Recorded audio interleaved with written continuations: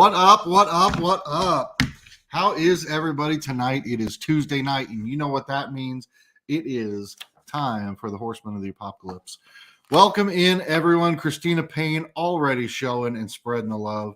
She has linked all of our channels right here in the chat for each and every one of you to make it easy to go over to our channels and follow along.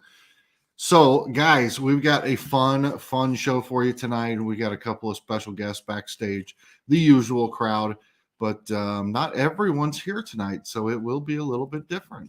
Hopefully, we'll have some other people pop in, and that's what we got. Hosting again, I see Big Easy says. I am. Last week was a fill-in, and this week is my week. So, Headless Ned Stark, welcome in. Mark Schaefer, welcome in. So I look forward to spending this evening with you guys and seeing where the conversation takes us, because it could go anywhere, as you all know. And God knows what we're going to get to when we see Randy's costume, because surely he'll have one again. What's up, Danny? How are you? And Kate, my sister, love you. Hope you're doing well. It's good to see you in here, since I don't see you very often in person, which you need to fix that and come hang out with me some night. Anyway, let's get into inviting some of our friends in here. Yes, Milky. All right, so here's what we got. We got a couple people backstage right now, just two. We're trying to track down one other, and if it doesn't come on, then we're going to spend the entire evening talking about Genshin Impact and anime, and that's what we'll do as punishment for him not being here, because I have not heard from him. So that's what we'll do. But in the meantime, let's bring in our special guests. We have the man of mystery, because he has no face, and we don't know what he's going to be wearing tonight. We don't know a lot of things, because he is Mystery Madness Collectibles. Here he is. What's up, Randy? How are you, brother? All right. How's it going? Oh, we are well. Everybody's good around here. Kate says, my sister says, I would fix that if you ever tell me to come over. I tell you to come over all the time. You have an open invite every day of the week. Reef, good evening. Andrew, good evening. All right. So, Randy, what's new in your world, brother? Work. All work and no play. Make Randy a dull boy. Yep. You said it. Are you spending all of your money on Halloween costumes? Well, you know it. I like it. I put mine on earlier today. I was going to wear it tonight, but it's a little bit, I got the full face mask thing, and it's a little hot, and then I got to put my glasses on over it. Doesn't look quite the same. So what's up, Baby Ice? Still. So what is your... This is our Halloween time. It's Tuesday. It's before Halloween. I thought you'd dress up. I normally do. I'll be dressed up before the end of this video. Don't you even worry. Well, wait, he popped in for a second and then he left. So we definitely are going to talk all things Genshin Impact and anime now. Oh, no, he's back. No, can't talk about him now. All right, he's backstage. But before we get into that, Randy, tell me, what's your favorite thing about working at Halloween Spirit? Or Spirit Halloween? The 30% discount. Yeah. That makes sense. I totally would dig that. I would totally dig that. Is it great people watching? Do you have a good time with the customers, or do you pretty much just stay busy and staying back? Oh no, the customers are great. Yeah. So I know every time I've been in one, it's just been like super fascinating to see everybody, and some of them are, you think, are already in costume. Yeah, I agree. Yep.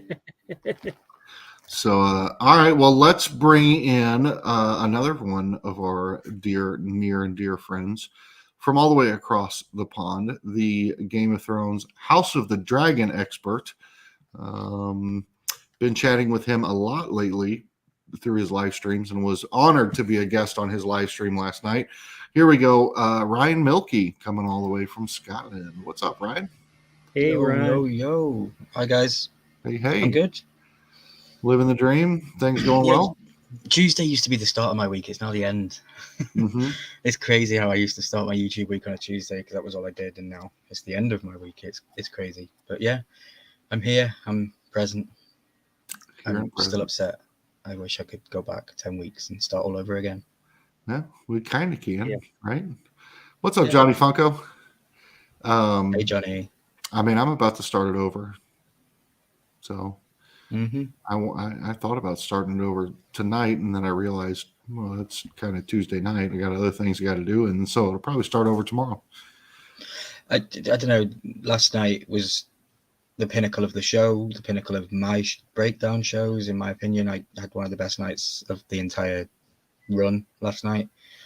And just, when you come down from that and the high comes down, it's like, damn, I wish I could have gone back and made number 1 like number 10 was, Yeah, I get that, but But I'm gonna get season 2, and that's gonna be just as good as.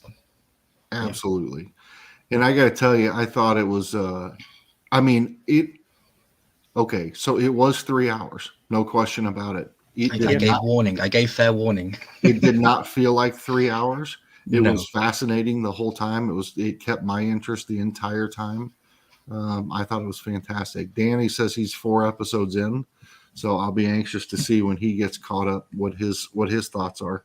He might be, I don't know, Danny, are you where I was 4 episodes in, where you're kind of like on the fence about, or are you fully in? I'd be anxious to hear that, because I know that I struggled at early parts in the season, but then it really kind of just, it sets the hook. Reels. I'm very surprised that Danny's even still watching it. That really, really surprises me. So it's really cool. Yeah. Randy, did you watch it? Yeah. I missed your all's live because I had to work till 11 o'clock. But yeah, I went back and watched it. Man, y'all did great. I just thought it was so much fun. It was so much fun. You had 5 varying opinions or thoughts about various things, and some of them were the same, and some of them were all in agreement, and some of them were like, that's not the way I saw it. And I love that. I love that about it. So I thought it was a fantastic way to cap that show. I know I was dying to talk about it. And season 2 is going to be the shit, I'm telling you, because the way it ended. Yes. Facts. All right. Well, before we get into that, let's bring in our 4th guest who is backstage. A individual we love dearly. I have not talked to him in a little while. I've missed him, but he is very busy with school and all kinds of other things going on in his life. So I am grateful that he has time to spend with us tonight. But let's bring him in. I'll go through the names. He is the Fortnite Master, the Fortnite. I don't remember what he is. Fortnite something. Fortnite God, Genshin Master, Editor, Ether, AC, Legend, Man, Myth, you name it. Here he is. Editor, AC. What's happening, brother? Not only do you not talk to me, but you forgot my name. I know. I don't remember what I call you on Fortnite. But Fortnite God makes Probably loser, honestly. Oh wait, what was your new name? Genshin. God, I don't know. Yep. Genshin Tutor. I'm just gonna start calling him Paimon because he's just as helpful. Shut the fuck up! I don't sound like He that. is absolutely. That's really sweet, but it's also like, ha! You're an annoying little floating monkey. You are my Paimon in Genshin. That's a and he's got it signed Funko, so it's like exactly. It's destiny, dude. That is the only good thing about Paimon ever. I love it. It's fantastic. Okay, so wait here. Paimon. Anyway, so what's going on with your world, AC? I mean, Paimon. How do I change my name? There it is.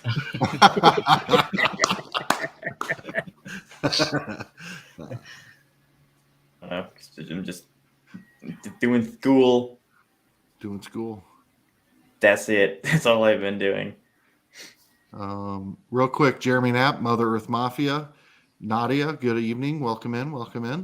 How's school going? Are you what's your school schedule like? Do you have semesters? You'll be done soon, won't you? we have my semester ends December 15th, and then we go into a whole new schedule for the second half, and then after that second year, and that's going to be a lot of like internships where I'm moving around a lot. So that part I probably won't like too much, but it's necessary. Yeah. You guys see how fast I turned my head when Big Easy said 3-4, better lock your door. Yep. I had to check and make sure it was locked. Charles says, wish I could be there with you guys. I'll be here in the chat as long as my internet holds out. Yes, Charles, we will miss you tonight. That's definitely. And glad you're here with us in the chat. One of the things that got brought up, I'm going to go straight into this topic because there's limited topics, and then you know how I like to do it. We just free for all and see what rabbit holes we can go down. But one of the main topics that came up this week, certainly from the Discord at least, was how Funko is now releasing store exclusives on the Funko site. And what are your guys' thoughts on that? Cringe. I agree. Oh, yeah. I guessed you're right. Randy, what do you think about that? So what are they releasing? I never noticed. So just the other day, they released one that was a Hot Topic, I believe. And then I bought the Spirit Halloween store, Chuckles, from Really? Funko You got Shop. it off Funko? Yeah, I got it off really? of Funko, and it had the Spirit sticker on it. Oh, snap. Yeah, for the Brian says for the last 2 months they've been releasing store exclusives off of the Funko site. Wow. I mean, I kind of thought that was the point of having it a store exclusive. You could only get it at the one place. At the store, yeah. So now it's pretty useless going hunting if you can just get everything off Funko. Yes, agreed. Totally agreed. Doesn't make a whole lot of sense to be able to do that. Yeah. Ryan, what do you think? And maybe they're not doing that over there yet, but no, I don't think they're doing that over here. We don't really get many store exclusives. We get Funko Europe, and that's pretty much it. Everything else is just non-stickered pops in the stores. But I don't know. I think outside looking in, it's probably a good thing in my eyes because the US is a massive place, and if you can't drive across several states just to go and get a Funko Pop for $25 and you can buy it online, I think it's a lot cheaper and probably where they're going to go moving forward. Eventually, I'll probably see all stores closing. All brick and mortar stores will probably eventually close like that, and it'll all be online. It's good for Funko, but it's not good for Hot Topic, who people just go there just for that pop, which they get more sales because they're going to look around, so it's going to be Funko, and you always pick up something else. Never it always happens. So now these stores that are exclusive are going to be missing out on people purchasing stuff, going to their store. So in the long run, it's going to hurt them. Look at Augie. You're right, Augie. Facts. Facts. Yes. I like the comments. I personally don't like it because I think it waters down the exclusivity of it. But at the same time, I think Mark's right. I think you're right. I think, a lot of those stores, and Ryan, you're right in that a lot of these stores either are really far away from where you live, or you might not have one. Like my closest Hot Topic is over an hour away. And then on top of that,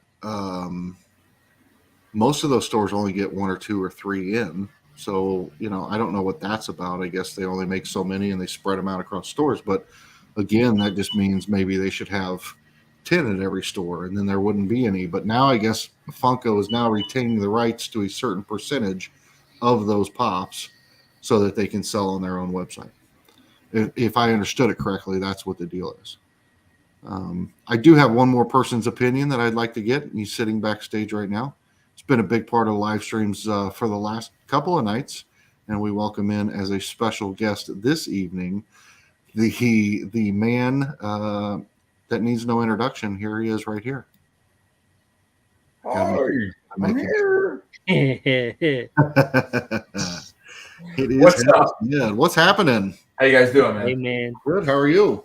Doing well. We're doing well. Good. A long day. You got any thoughts on this topic of Funko releasing store exclusives on their website? Yeah, I mean, just another way for them to make more money, I guess. I mean, because I've noticed that it's been going on for about, geez, man, like what, 4 or 5 months already at this point. So, I mean, I don't know. It makes it easier to get them because now I don't have to go to the store. And it's always nice, like when you're like that $10 short of of that $50 shipping. Oh, look, got this guy. I was going to get him the other day. I'm like, I'll just get it now. And he's got the free shipping. So that's the only thing that makes nice on it. But I mean, I don't know how the whole thing works with like if it's a Target exclusive, is Target still getting a cut or are they getting none of that? I'm not sure how that works. Yeah, I'm not sure on that business side of it either. Yeah. I do worry about the collectability and the value as a collector, but on the other hand, as a guy who doesn't want to walk into a Hot Topic store or Entertainment Earth or wherever, the fact that I can order it online, sweet. But having said that, I mean, Hot Topic has a website, so does Entertainment Earth, so does everyone else. So sell them exclusively through your website. Yeah, but I put really don't know. yourself in Hot Topic shoes. Would you want to deal with Funko if they're taking it and selling it on their product? No. You're doing that to get people in your store. So if you can buy it anywhere, then what, they're going to lose that side of it because Hot Topic's going to be like, well, why bother if, you can get it off your site. So is Funko a main moneymaker for Hot Topic in these kind of stores? Do they sell other stuff? No, Funkos? No. Hot Topic is probably a small percentage of their store sales. Yeah. So they'll probably still survive even if they stop selling Funko Pops. Oh yeah. Absolutely. Okay. Hot Topic was around before Funko products were in their stores and will be after. Yeah, and yeah, I mean, but it could be the end of. I could certainly see somebody like Target saying, "Screw it! If I can't have the exclusive rights to it, then what's the point?" Right. That's what I'm saying. They have to match all these criteria in order to be able to get them exclusive, and then they're not really exclusive. So what's the point? Hey, then they could just go and jump on with Handmade by Robots and be an exclusive to Handmade by Robots and be a rival to Funko. Then Yeah. Yep. Worldwide, statewide distribution of Handmade by Robots. It would be good rivalry. Yeah, and if everyone just pulled the plug on their exclusives, then Funko would just get everything back and only sell out of the Funko shop, which isn't a good business model for them either. No, they need their products in Walmart and Target and everywhere else. So it seems because weird. that's what helped start that company is going in those stores with those exclusives. Although now that they've captured the digital market, maybe they don't want to make plastic toys anymore. That's true. You do got a point there. I don't think that's the way it's going to go, but they do have a moneymaker in a NFT model. Yeah, Funko section of Hot Topic in Colombia is microscopic. In most, I would say are, but I've been in a couple of Hot Topics that it's massive. It's quite the opposite. It's like half the store, which is weird to me. It's either Funko and Loungefly, just like half the damn store. That's what you have in the UK. The majority of the stores that sell Funkos are like double floored, and it'll be the main floor is Funko and Loungefly, and then upstairs will be comics and miscellaneous stuff. Yeah. But it's crazy. Not only that, but just think of how many bots we have in the NFTs. Now, if you can go online at Funko, how many bots are going to be buying all those exclusives? At least when they were in Hot Topic or whatever, you had to physically go there to get them. Now, bots can buy them all out. Well, Mother Earth Mafia, I totally agree with you. I do totally agree with you, but they seem to have found their niche. They found their groove. I do think it's microscopic and maybe not even sustainable, to be honest with you, at the rate they're going. But it is a line that is easier production. They're making significantly less of the actual figures, which will, I don't know. I don't see anything going away with Funko making the vinyl figures, but I do see Hot Topic maybe saying, screw it, we're not going to carry exclusives anymore. I could definitely see that. I mean, Barnes & Noble did it, right? There's no more Barnes & Noble exclusives. Nope. So I don't know. Who knows? Who knows what the hell Funko's going to do, for crying out loud? And if I knew that, I'd probably keep it a secret. I mean, I haven't gone to a store and bought a Funko Pop, and I can't even tell you how long. Besides actually going to like Funko Hollywood during the summer, like I couldn't even tell you. Like I just get them online. Yeah.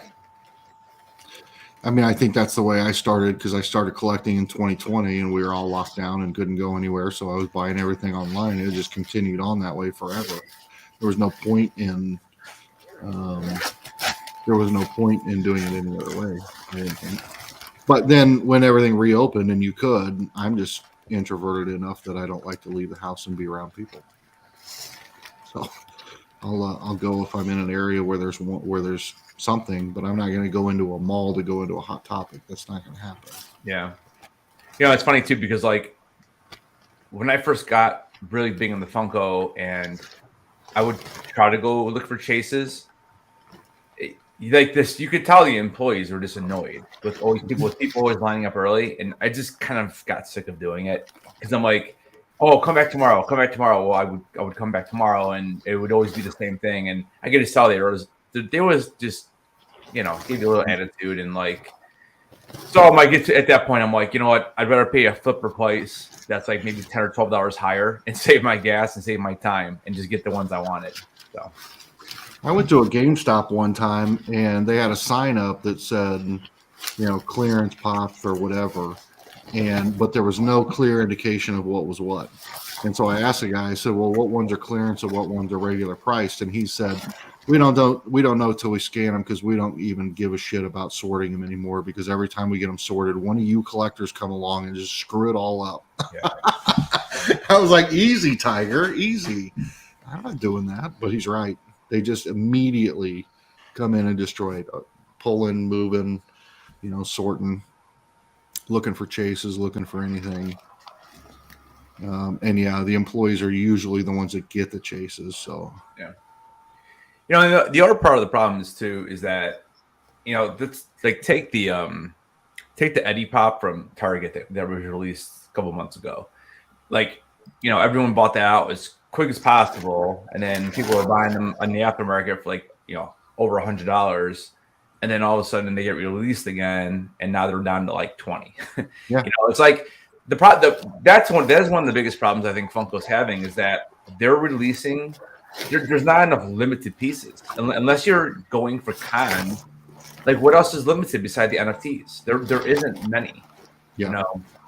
And I think overproducing is actually hurting them. I would just love to know their numbers on like just a common pop versus like what they make on that may have 15,000 pieces versus a con exclusive that maybe, I don't know, what are con exclusives usually? Around 7 to 8 probably. Mm-hmm. So it's got to be like half. I would just love to know like how many of those extra common pieces are just like sitting around at these different stores. And because I mean, there's so many, how many times you go into a store and like $5 half off, yeah. Like Hot Topic, they're always offering like, you buy 2 get 1 free or whatever it might be. But I don't know. I'd be curious to see the numbers on that. Yeah. And there, with the NFTs, like, okay, so with the Game of Thrones one, because I've been looking at those a lot. There was 80, I think there was an 87 or something. I can't quite remember the number now, but and then even the Halloween series that dropped. Are they hiring like how many artists are they hiring to develop these? Well, in the Halloween set, it looks like they hired one, and he made 2 designs and did every NFT that way. I don't know. I'd love to know what they're paying him versus producing a mass production of a Funko Pop. I've argued often that you have Funko making this absurd amount of money, 100,000 packs, which was actually, let's say, 75,000 packs, selling anywhere from 15 to 30 or $10 to $30, depending on standard or premium, and the just ass ton of money that is, right? But what I don't factor into that when I do have that argument is how much did you have to pay the artist? How much of that royalty goes back to the artist that created the design? And how much did you have to pay out in the licensing? Because the licensing has to be huge, right? So I imagine that a lot of that money that they're making off of those NFTs is actually being distributed out, and then they're not making quite the amount of money that I've maybe indicated that they are. Yeah. I don't know that it's quite the lucrative gold mine that I think it is. I think it's a pretty solid division of their company now. But yeah, I mean, it definitely sounds like they're making a ton on those because, like you said, they're only producing, what is it, about 8,000, 7,000 total pops. Yeah, and you're making, a couple 100,000 or wherever it ends up being. But I'd love to know what those artists make. At the end of the day, people are going to get turned off on the NFTs anyway because they can't get the physical pops. Like, I don't have any interest in. My favorite line of all is horror, and I have very little interest in getting this NFT horror set because I know that it'll be at least late 2025 or 2026 before I get those pops. Yeah, they definitely need to fix that problem. Yeah, because that is a big problem, and I don't know if they're dropping. I mean, what are they dropping? Two a month now, basically. It's about every other week now. Every 2 weeks. Every 2 weeks, yeah. Yeah, so it started off a little bit slower than that. Now they pumped that up a little bit, but yeah, I mean they definitely need that. I don't know. I don't understand it. Like, why is it taking a year to make these? I don't understand that. I really it's not longer. Yeah, I really don't know. And the interesting thing is that the three lines retro, Nickelodeon, and Transformers all got the notification that they've been delayed, but they all say delayed to Q4. Well, now we're into late October, going into November. Am I to anticipate then that all of a sudden at some point in November or December, like all three of those are going to ship at the same time? I mean, because if it goes based on anything else, we're not getting Transformers until March of next year. Yeah. Like, that's not Q4. That's barely Q1. Yeah, because everything has a knock-on effect. I think everything will have a knock-on effect from this delay. Yeah, I mean, because technically Q4 started in October, right? Isn't that the way it works? The last 3 months. At least that's the way I look at it. Yeah. October, November, December. I know that was like that's like the first one. That was the first NFTs I actually was able to grab more than just one, because I collect Transformers, and so I was able to grab 4 out of the 6 on there. So it's like I've been looking forward to it. I have like my little section in my basement, and I'm like, it's like I just got bare spaces right now because I have nothing to put there. I've just been waiting for it for like already 6 months, over 6 months, really. Yeah. I wonder if they'll change that in the future. I they gotta do something. I mean, if they, oh my God, what is happening? The timing. Back in a second.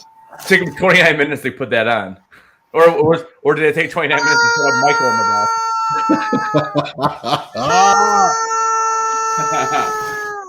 Oh, God. It's so tall I can't stand up. You've lost your mind. Where do you see out of that thing? There's a hole right here. Oh, wow. Oh, my God. That is ridiculous. So do you change your Halloween costume every time a new trick-or-treater comes to the door? Because you could. Oh, too funny. Okay, so Michael Myers behind you. That's what I want to know. It looks like he's as big as him. Yep. That's not a hot toy, right? That's much bigger. No, that's a 6.5 foot tall. Yeah, I was gonna say. Yep. Dude, I would just put that. Yeah, it's taller than I am. Yeah. I would just put that in the doorway, and when the door opens, man, just open it and let him sit there. Someone choke that chicken.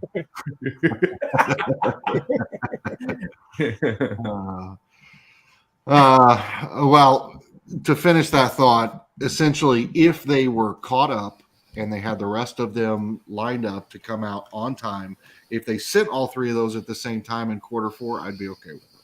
Yeah. And then just move on and keep going. You know, every day I'm like, oh, maybe I'll get today as the day. I'm gonna get my email, and then you still gotta wait like whatever it takes. But Yeah. But right. At least you know it's shipped or whatever. Well, and you'll get the email that they've shipped, and then a couple days later you'll start seeing everybody unbox theirs on YouTube, and you're still waiting on yours to. Like yeah. And being on the East Coast, I get things last all the time. So. Yeah.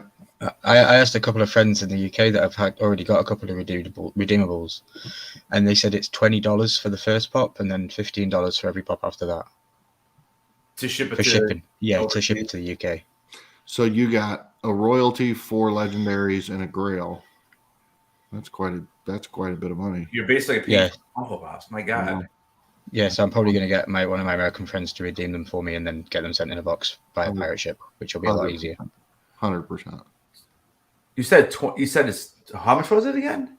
$20 for the first one, and then $15 for everyone after that. 15 for everyone after? Yeah, that's what they said to me. I don't know if it's they told me that, and they have them. I know they have them. It's $195, almost $100 just for shipping for 6 of them. Yeah, and they're not coming in heart stacks. So right, you could save a ton of money having it shipped to somebody in America, having them buy and put them all in hard stacks and ship them to you that way, and so they're safe. But. Wow. Nadia made a comment earlier about Chomp, and I got flashbacks from last night. She's Chomp. God, yes. I was like, Chomp. Oh, God, give me flashbacks, Nadia. Yes. That probably gonna get Winds of Winter before I get my NFT pop.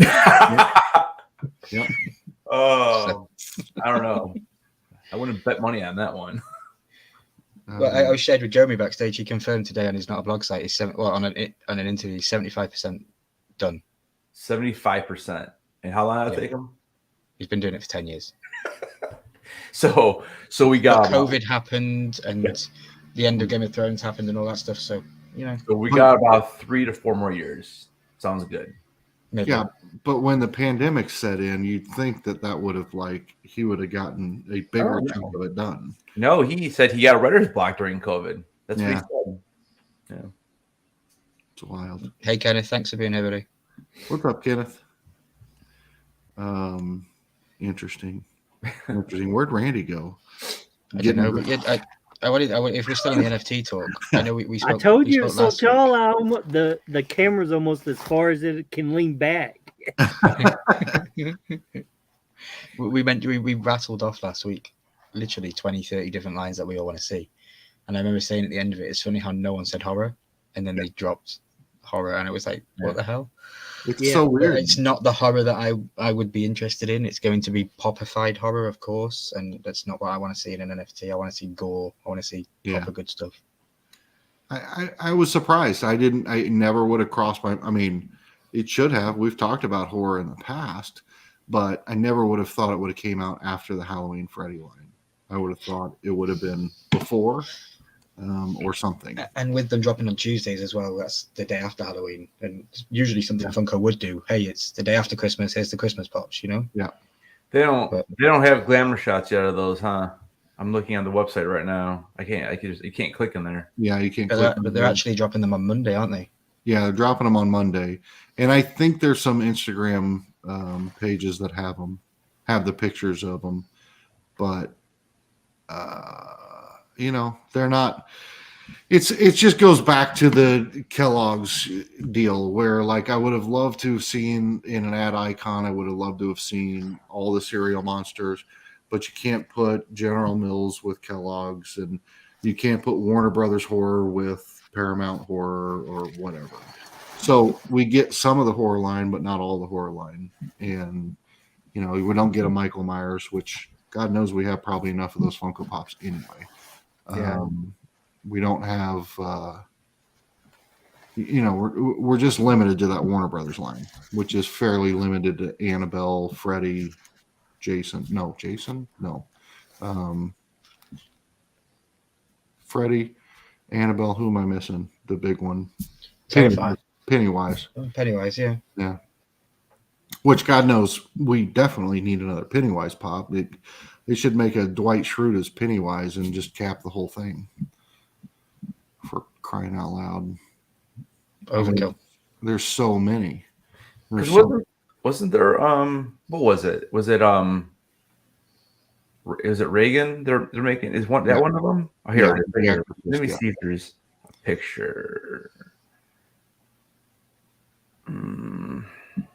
So is Funko making a pivot to what? I mean, I think they're always pivoting, but I don't think they've found that lane to stay in yet. They've got irons in every fire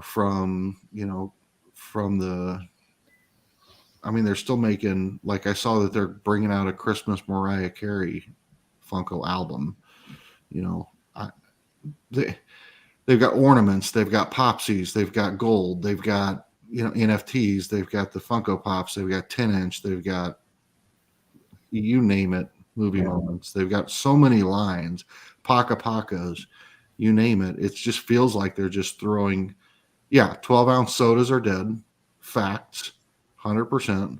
And then 12-ounce sodas are dead, and now we got 3 liters, and we don't know what to think of those yet. I agree. It takes up too much room. I can't stand that stuff. I mean, I like the figure, but I couldn't display the bottle with it. It's too big. Yeah. And NFTs are growing. I agree. Flipcake Designs is the first one to market with a display case for the 3 liters. So who did? At it again. I just said his name. Sorry. Just had a mind blank again. I've been doing that all week. Flipcake Designs. Yeah. Ezra. Yeah. Yeah, so this is just the drop. The demon in the middle is going to be the big one. So is that from Annabelle, right? Yeah. Yes, I never saw that movie, but so that's demon from Annabelle, and then you have 2 It Pops, two It. Yeah. Yeah. And I thought I saw a Reagan one. She's on the package. She's on the front of the NFT premium pack. So if we go back to now I'm curious because we go back to like Game of Thrones, who was on the packs? Daenerys and Jon. So both of those ended up being an NFT. Yeah. A physical pop. And then Funko Halloween, who was on the pops. That was so Krampus. Yeah, so both of those were 2. So yep. Reagan will be a legendary for sure, but again, the question is, they have a Reagan pop. How are they going to make it uniquely different? Now that Pennywise one right there, is uniquely different, and I kind of like it. It's definitely different, but when he takes on that spider form with the deadlights, I like that. And Georgie's cool too with missing an arm. That's kind of gory. I like that a little bit. The Georgie, the missing arm one, that was the first chase I ever found. But I've since gotten rid of all my Pennywise or all my It Pops. But I have the only It Pop I have is the black and white from Rhode Island Comic Con. I was hoping to meet oh my gosh, is it Tim Curry? Yeah. Tim Curry. He's done a ton of send-ins, but I'd rather just meet him and get him to sign it. I mean, I hated the original the original It for made for TV, but it's hard to argue against him. Tim Curry was a phenomenal actor and did a great job with that. So many haters in the beginning, like nice guy. Yeah, he's a really nice guy. Yeah, I've met him. I got him to sign my It poster and my Rocky Horror Picture Show. He had a great his signature isn't as good as it was because, of course, he's had the stroke, so he's had to learn to write with the other hand. So, but he was still cool. He had a role in it was a 2-part episode series finale or season finale in Criminal Minds. That was fantastic. It was one of the better Criminal Minds season finales. I love that dude in Clue, man. Mm-hmm. Yeah. That's got to be one of my all-time favorite movies. I think they're rebooting that too, or they were redoing a remake. Is it Ryan Reynolds in that one? There goes Milky. Not magic words. I'll look it up right now. I want to say it's Ryan Reynolds. Maybe I'm wrong. No, it is Ryan Reynolds. Yeah. The last thing I see was August. Oh, here. September 6th. What Ryan Reynolds Clue remake needs to get rights? So I'm not sure who he's playing, but recast Ryan Reynolds. That's how they get it right. Nadia said Tim Curry was amazing in Muppet Treasure Island. Yeah. Yeah, I thought he's a great actor. It is really hard to know what's going to take off and what's not. The only thing again, how the hell would I know? The reason I think Gold didn't take off is because it didn't capture the realistic look of the character it was portraying. Like all of the Golds that I've seen don't look like the characters that they are. You know, no. the Patrick Mahomes one doesn't look like. Yeah, they look like some from Gumby, the clay animation thing. It's like, come on. Right. The detail's not there. They just it didn't come through. Papa Missouri said, "Did someone say Ryan Reynolds?" Yeah, I don't. But I don't know. I don't know why Gold didn't take off. You can always theorize. It would be very easy for me to say that I think the future of Funko is in NFTs. Well, it's because I'm an NFT junkie. I'm a little bit biased in that matter. I would rather buy an NFT for the collectability, the limited number piece count, the value, all of those things, over going to a Hot Topic and buying 6 commons, hoping to get a chase of something I find online. Yeah, I've almost stopped collecting commons. The only time I'll collect a common is if I think it's better than the exclusive and I'm going to get it autographed. That's the only time. Mm-hmm. I think Mark's right, too. They concentrated heavily in sports and rap. Figures, yeah. Biggie and those guys. I didn't know they were Funko. I would walk past them in the shop and not have a clue that they were Funko. Facts. Mother Earth Mafia, the thing is that like when I see your videos and I see that display case behind you with the 1,000 Funko soda figures, it's amazing. It's absolutely gorgeous. It's got the common chase for every character that's ever been released.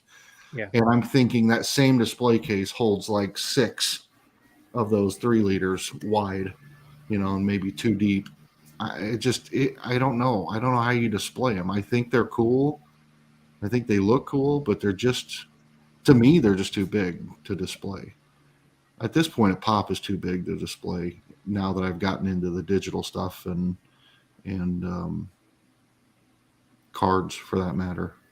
So it's weird to me, but you can't take my word on it. I'm a little bit bent and twisted on Funko at the moment with not just Funko Pops, but even the NFTs. Do you think you're ever going to like display them on a like screen on the wall? Your NFTs? 100%. 100%. I believe in the future we will have digital wallpaper, and you can have your images on the wall as wallpaper. It'll be thin because look how thin our TV screens are now. Yeah. So they're only going to be able to advance the technology, and we'll have digital wallpaper that you can put on the wall that you can change the color of it. You can do all that kind of stuff. Yeah, well there you go. That's already a thing. So you can upload your NFTs to that. And Mother Earth Mafia said it. They do already make one. They make basically it looks like a mirror you hang on your wall, only it's a picture frame. So it looks like a picture frame you hang on the wall, and it displays your NFTs. I got a couple of things on that, but first. Mother Earth Mafia, I have not gotten a 3-liter soda yet, and the reason I haven't is because I'm afraid I will like it. Honest to God, that's why I don't have any, is because I never wanted a Funko soda, and so I fought it and didn't buy any, and then finally I bought one and was like, holy crap, these are the coolest things I've ever seen, and now I own more than any normal human being should own. So I don't know, but the digital picture frame, the only thing that I would say about the displaying of the NFTs, you have multiple different NFTs. Like, do I see myself in my house, sitting around at Thanksgiving with all my family around and having a picture frame on my wall displaying all my Funko NFTs? Probably not. You know, I mean, maybe if there's artwork or because there's a lot of NFTs that are not Funko or Hot Wheels or something like that, like a collectible. I think those are more personal as a collection or a collector. But if they make a, you know, you can buy Starry Night NFTs or you can buy some artists NFTs, then yeah, I'm all about it. I think it'd be great. I just think you hang up one frame and you can change it every day, every week, every hour, every minute, whatever you're feeling. I think it's cool in an environment like us that we've got the studio rooms with the Funkos in the room and they're displayed and stuff like. I think it'd be pretty cool to have in the center of my Game of Thrones things there a digital screen that was flicking through my Game of Thrones NFTs. I think it would be cool because the only things you're seeing on screen are the ones I actually own as well. So they're always going to be unique to every individual person. Yeah. I want the 3 liters. Yeah, I want the Iron Giant, but that's it. Because I have the Ready Player One set and it fits in it, in my opinion. Yeah. So on the screen they currently have, then. So can you control this all by your phone, or is this something you have to download into it, or upload? Yeah, my understanding is it's like a. Because like right now, NFTs so can you take an NFT off of Drop and like put it onto your computer? Yeah, download the app Token Head onto your phone. Yeah, and then you just hold it and download it, and it downloads to your phone as a video file. But can you download it as a GIF yes, you can. But my point is that so can anybody else. I can download any NFT regardless of whether I own it or not as a MPEG file and show the video. I do it all the time. I post it in Discord and say, here's the gray. Own it then. Yeah, it's the blockchain that proves that you own it. Because it's your account with your atomic wax and all that kind of stuff that connects to the NFT with the mint number and all that. So that's the small stuff that you as a collector of NFTs know that you own it, but somebody displaying it on a screen, they're probably going to be like, oh yeah, I could get the same thing. Yeah, the thing that separates it is your mint number and your ownership. But so how it works with that is similar to some of the other things, but you basically will have your NFTs in a gallery. Like right now I have an NFT gallery on Whatnot. So I've transferred all those NFTs to Whatnot under my account, and I have a gallery on Whatnot. Here, I'm guessing on those frames, you would transfer your NFTs that you wanted to display to this gallery, and then your picture frame would show those.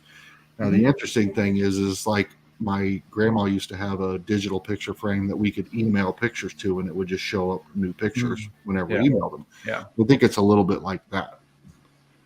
And I'm guessing you could set the timing because to me, like I'd want the animations to play through. And I'd be selective about which ones I picked. I wouldn't necessarily do all the commons unless they had animations or various things. But I'd like to see, now that we've talked about sodas being dead and the 12-ounce sodas being dead, I would like to see more redemption sodas from NFT lines. It is weird they want you done the one, really, right? Two. Just the mummy and what? The witch doctor from Scooby-Doo. Oh, yeah, okay. It is kind of strange because they seem to be pushing those sodas so heavy. I don't collect them, but yeah, I get enough of these cardboard boxes all over my house. I think that going back to the exclusivity and all of those things, a lot of people had major issues with the fact that there was no Freddy Funko in the Game of Thrones drop. I actually like it. I think there shouldn't be a Freddy in every drop. And the reason I think that is because there should be 3 to 4 Freddy releases a year to keep it exclusive, to keep it limited, to keep it hot. And now we have Freddy's dropping every other week. It's not exclusive anymore. Yeah, it's not exclusive. I can get 26 a year. Yeah, Look when we all went through the Game of Thrones packs and we were looking at how cool the animations were, and we got to Freddy and we were like, yeah, why is he there? Why is he on a red carpet? That's completely out of context of every other card in the set. That was weird. I'm guessing Funko made them Habit had made them have Freddy Funko in there somehow, but they didn't need to. And Mother Earth Mafia says, yes, Funko's killing the diecast market as well. Restocked every one of them other than the Mandalorian. That goes back to your restock thing. It's like, that's what's happening. It's just so oversaturated. There's not a diecast Mando. Boba Fett. Boba Fett, okay. Yeah. And I hate those chases. Oh, the chases are awful. So they restocked Captain America because that's Captain America's the only one. Captain America's the only one they didn't restock because it was an exclusive to the con. Oh, yeah. I think I'm over. I think I'm done with those. And they're 15% off right now. Yeah. Wow. Yeah, they were 33% off last week on Funko Europe. They were crazy. He said, "Pardon me, I hate Star Wars." no worries. Star Wars box. What the heck? What's up, Bashir? How are you, brother? Yeah, I was always told that Funko knows how to ruin a good thing, and I've always been hesitant to believe that, but I've seen it firsthand with a number of things now in the limited time that I've been collecting. I can only imagine what people who've been in it since the beginning have gone through. But the idea that an NFT drop used to be once every couple months to once a month to every 2 weeks pretty soon. And I do remember saying at one point in time, this isn't it. We will see a time in the not too distant future, as long as they're continuing to sell out as fast as they are. Well, they'll have multiple lines drop on the same day at the same time, and you'll just pick and choose. It'll be like a con where you'll have 5 or 6 different items, and you got to figure out which ones you're going after. And I have no doubt that NFTs will get there. No doubt. But the pace at which they're coming out, like, I can't financially recover from one drop to the next as a completionist. Yeah, I still haven't completed the Halloween set because some of those epics are outrageous. I'm not paying $80 for one. That's crazy. Yep. I mean, you can buy the Game of Thrones royalty for that. Yeah. You right. Almost 2 at this point. Yeah, exactly. Yeah. Yeah, it's stupid. Yeah. What lines hit, what lines don't blow my mind. You just never know. And you see, but there's so many reasons to love and hate them all too. I laugh all the time. I've talked about it on this show that, Kellogg's releases it, and I'm like, why would they pick those NFT, or why would they pick those legendary and redeemables? Like, what the hell? We don't even know what those are. And then they'll come out with one with a line, and it'll be all the ones that we've seen, like the horror line with Pennywise and Georgie and all that. And I'm like, why would they pick those? We already have all those pops. Funko can't win in that situation. They can't have. It's either they've already made them or they haven't made them, because they're obscure characters and nobody's going to know who they are. So how do you do it? What's up, Mitchie?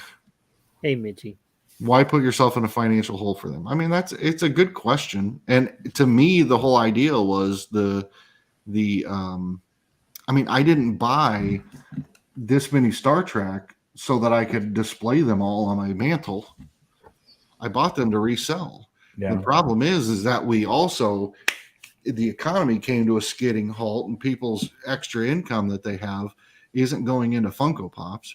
And then I have, by that point it was too late. I already had 100 plus of them coming.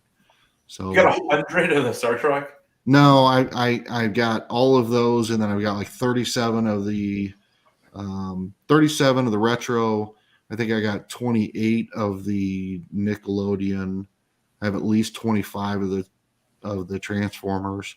I mean, at that point, I've just been stockpiling because I've got a website. I'm going to sell I'm going to sell these things to all the people that don't want to do the NFTs but want the physicals. I'll have a place where you can get them, and now you can't. I mean, it's a hard sell right now. Yeah, I have a couple. I have 2 big price items. Why? I think I messaged you about them. I can't even. I was negotiating with one guy for this proto, and he won't even, like, I don't know, whatever. He's like, I went 20 hours higher than what he wanted, and then I get no response. I'm like, dude, if you're spending that much money, what's another $20? Yeah, like, whatever. People get so. I mean, and I'm guilty, 100% guilty. If you came to me and said, "Hey, can I buy this NFT redemption that's listed on the market at $25? I've got $22 in wax. Would you take it?" I'd be like, "Yeah, of course." I mean, I'll help anybody I know out. I'll help any friends I've got out.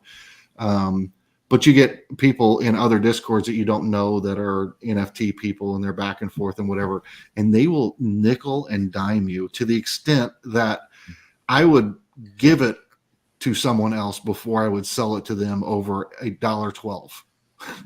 It's like, it pisses me off so bad. Yeah. Kate mentioned the fire behind you. I just see it as a metaphor for Funko just burning a hole in his pocket constantly. Fact, it is a metaphor. Yes. Yeah. Well, in full disclosure, I can see Kate would worry. She's lived through a fire in a house, so that's something you don't probably recover from. But yeah, no, that is our fireplace. Hey, can you send an NFT on your phone as like its background, or no? Yeah, you can. Huh. I don't know. On decent up to date phones, you can save a video file as a background on your phone. Yes. So so every time like in the background of your apps, like when you actually log in your phone and you see all the apps, it'll play. Like I can go through TikTok and I can click the 3 dots and then set the TikTok that I'm currently watching as my wallpaper on my phone, and that person's TikTok will continue to play over and over on my phone. Oh, okay. It's crazy because I get some like cool edits for like House of the Dragon stuff and things like that sometimes, and I mess around. And currently, I've still actually got the. You believe it or not, Jeremy, I've actually still got the Funko NFT 1 year. Well, right on. Cool. That you made. That's nice. Been there since you sent it. That was the 1 year anniversary. Nice. I thought maybe you had Danny's short from YouTube that's got like 300,000 views that you're just playing over and over again on your phone.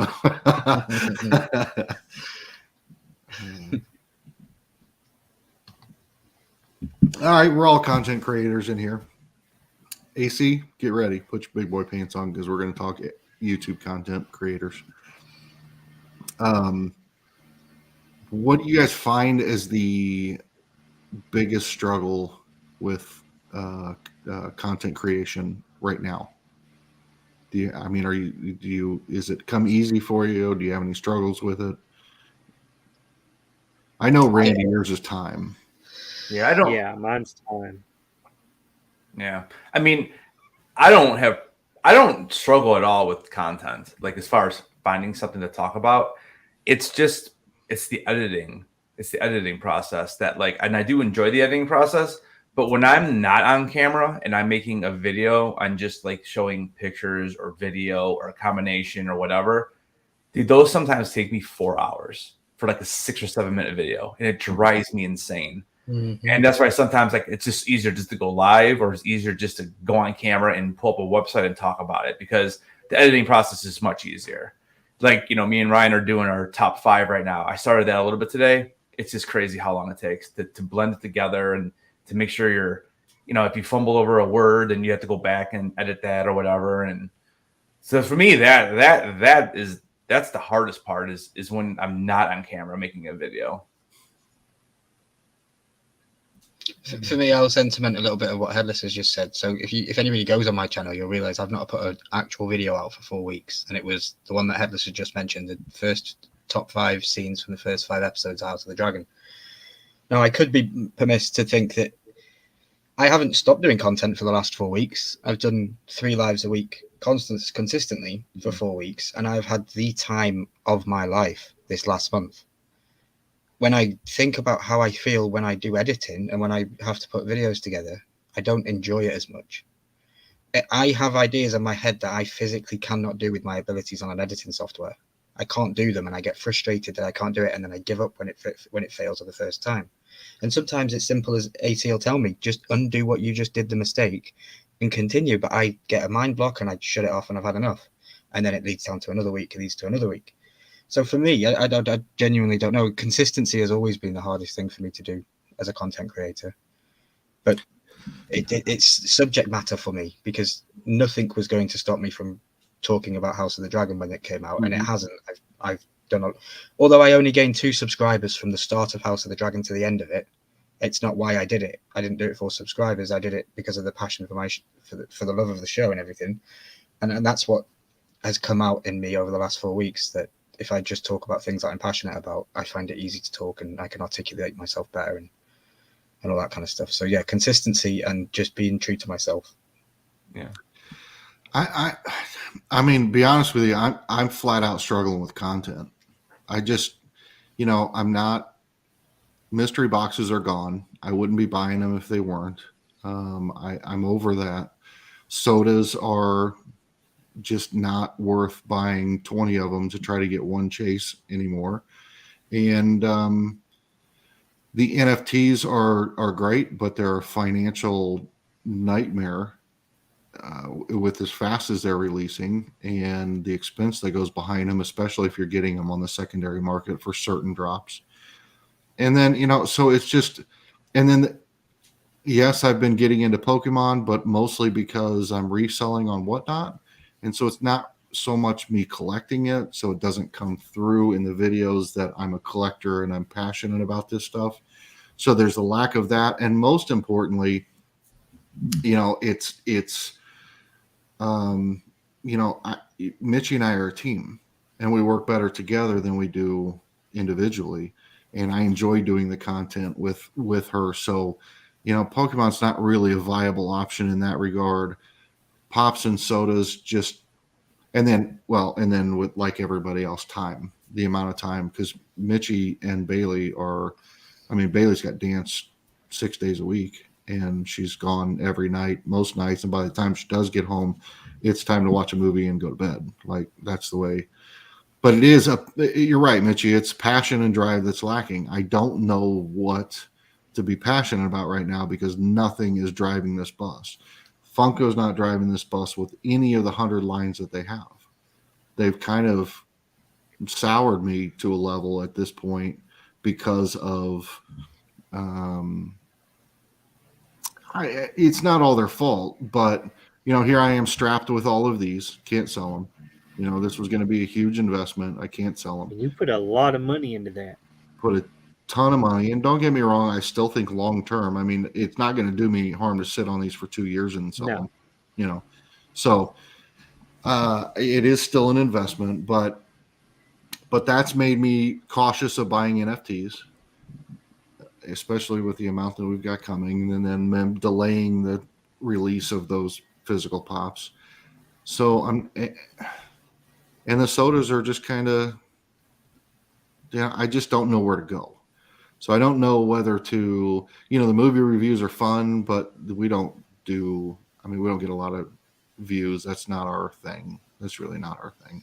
So we're just kind of in a place right now where we're not really sure. And like you said, well, I love the editing process. I really do. But some of it can be pretty tedious. And at this point, with a lot of the stuff that we do make happen, it's like if we would just do it in the moment and do it live, it'd be great. Yeah. The only bad thing with the lives is that you definitely don't get as many views. Like you want people to hang out with you for a couple hours, but usually you don't see a ton after the live. I mean, there's a few videos I've done that have popped a little bit afterwards.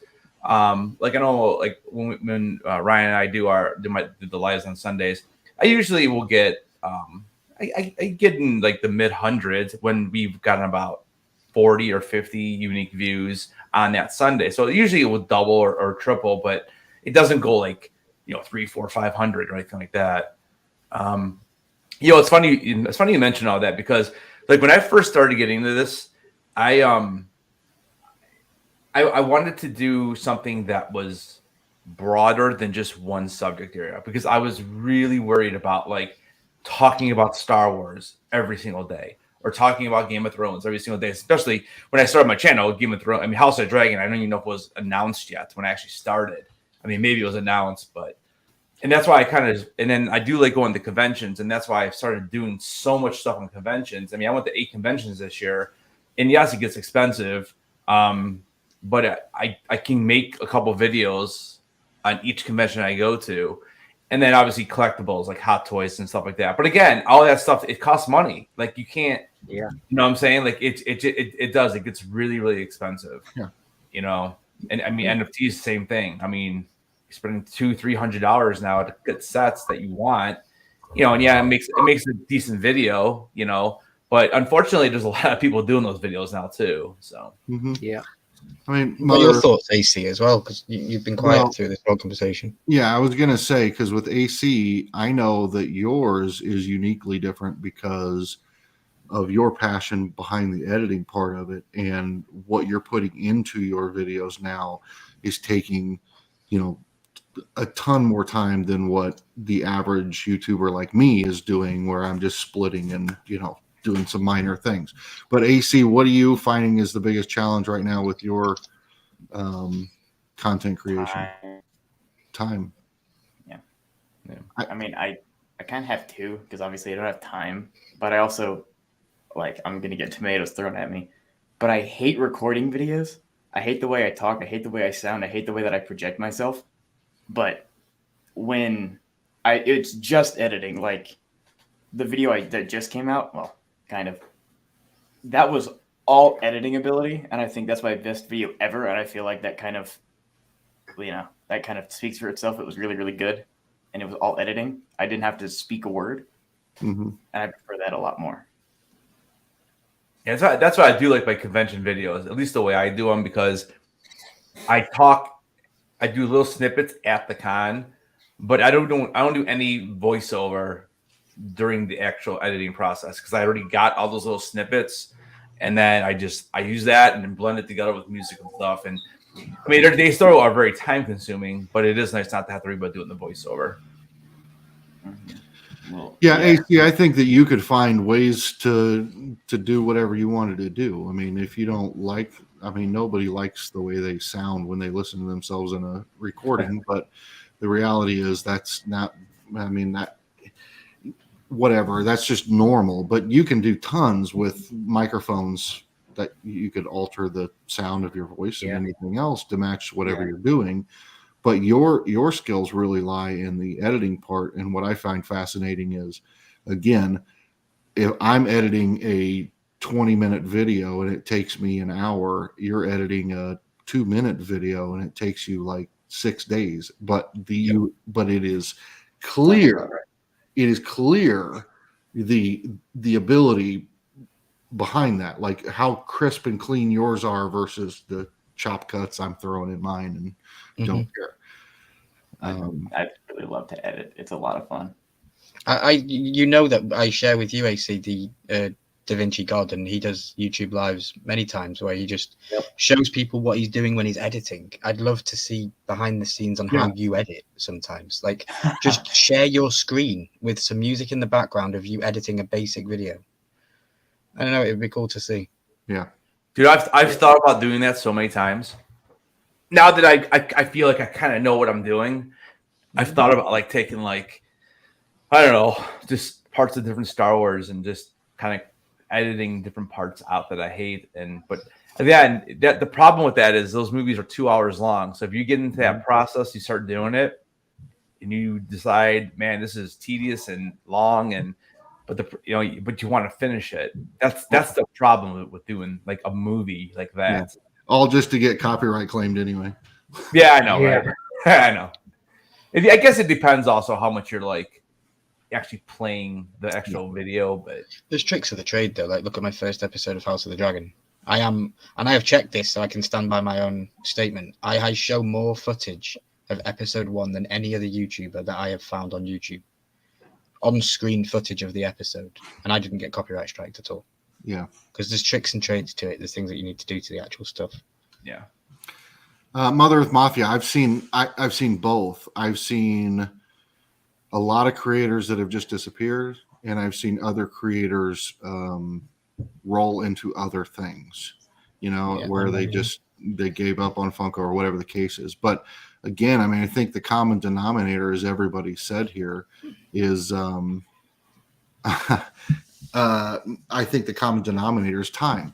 And I think that a lot of that came from, a lot of us started, not all of us, but a lot of us started and certainly grew significantly during the pandemic, because we had that time, because we were home or we were whatever, we just had more time. And once everything opened and everybody went back out to work, that's when I noticed a lot of people falling off, where, you know, you can't get 5 videos out a week, 6 videos out a week. You're getting 1 if you're lucky. And so, yeah, I mean, I have to sit out of this because I don't personally work. And I have the least amount of content out on the Horsemen. You know, I should be the one with the video every day because I don't have a job and stuff like that. But it's motivation as well. So I get what you're saying, though. You know, a lot of other people do have jobs and stuff like that. But it's, for me, I sit in front of my PC all day and I don't edit videos. Yeah. And Mitchie said, I never care about the videos. I never cared about the video or the views. I just like the sanity time and being able to do these videos. It's so fun. I agree. But I mean, as a guy who does YouTube and content creates, like, my first goal in getting into YouTube was 1,000 subscribers to get monetized. Now, whether that's changed or not, it is about the community. It is about the relationships with everybody that I've met and built and all those things. But there is that drive to be a true content creator who that monetizes the channel and therefore can bring better content to the viewers to entertain. There are guys I literally watch every day of my life, and I get it free on YouTube. Like, that is bizarre to me, because most people pay for cable to get that kind of content. And I'm watching these guys on YouTube for free. So I like to try to give back to them in some way through whatever support systems they have. But you know, it's not that I get caught up in the views. It's not that I get caught up in the subscribers, but I do have goals all along the way. You know, I've always wanted to be a content creator, not just somebody who randomly puts out videos. And so to be in the spot that I am now, not knowing what kind of content to create, I kind of have writer's block kind of deal. It's very hard. It's very frustrating. Do you now see your YouTube channel as a business or a hobby? Now that you are monetized and you can make money from this, is it a hobby or a business now? It's a hobby right now. It's just a hobby right now, and I want it to be a business, but it's a hobby because at the end of the day, we're still just putting up whatever we want, whenever we want. And if it was a business, there'd be a very strict schedule set. And I don't think that it has to be one or the other exclusively. I think it can be a hobby ran as a business. We're just not doing that.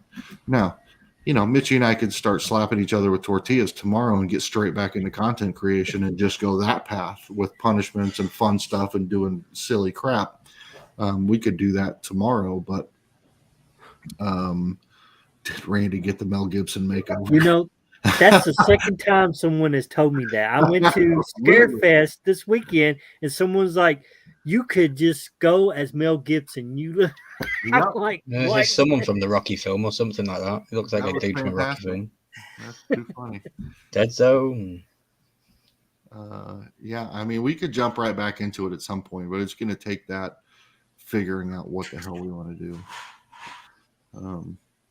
And there's some conflict there between Mitchie and I, where she wants it to be that and I want it to be this, and it's hard to get those things to meet in the middle sometimes.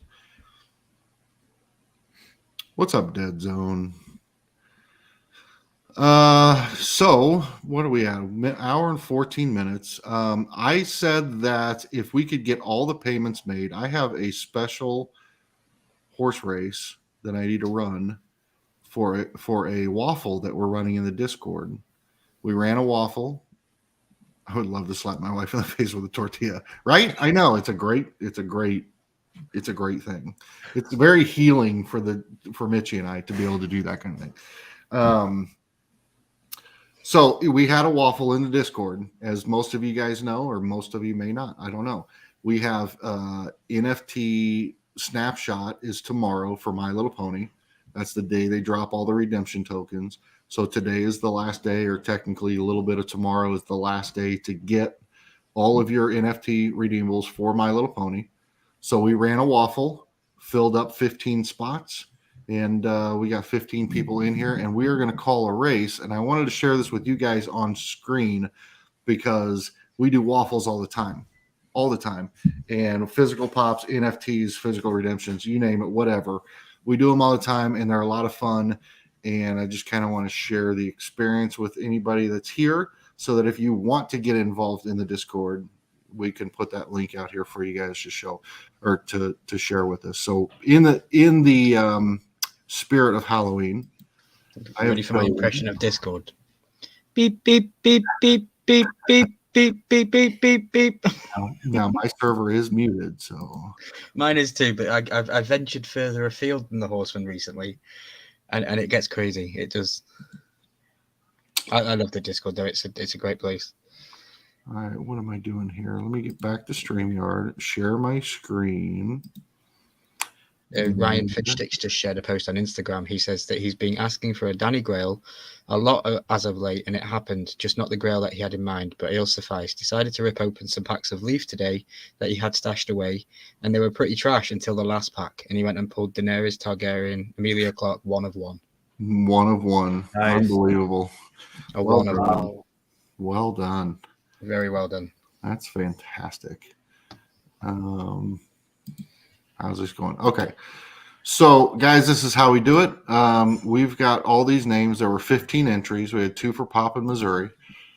Pop and Mo. 4 technically, because there's 1 down here for MLS, Mark Schaefer. 2 for Hoosier Pop. 1 for Ryan Milkey. 2 for Napadon. 2 for Gokai. And 2 for Mystery Madness Collectibles. I wasn't sure if the visa was going to come through in time or not. What's that? I wasn't sure the visa was going to come through in time. It's international waters we're running in this week. I know, right? We're going to run. That's why I never win duck races, because we run on the other side of the water. That's true. We're going to run this race. You can see the characters here. We're going to shuffle these up however many times. And then we're going to start the race. We got 1 minute and 9 seconds. I will call this as I normally call them. And here we go. Is mine a dragon? Please tell me mine's a green dragon. Yours looks like a green dragon. Yours is a fucking green dragon. All right, coming out in the lead, we got it's Gokai werewolfing his way to the front, but Hoosier Pop is coming up shortly behind. Now leading the race, coming up in second place with Mystery Madness Collectibles and Mark Schaefer, both a little bit of Hannibal Lecter and Vampire-like. But Milky in the dinosaur green dragon costume is now wagging all the way to the back. But that's not a bad thing, because everybody makes the mad push at that 8-second mark. Pop in Missouri nursing his way to the front. Mark Schaefer ghosting his way.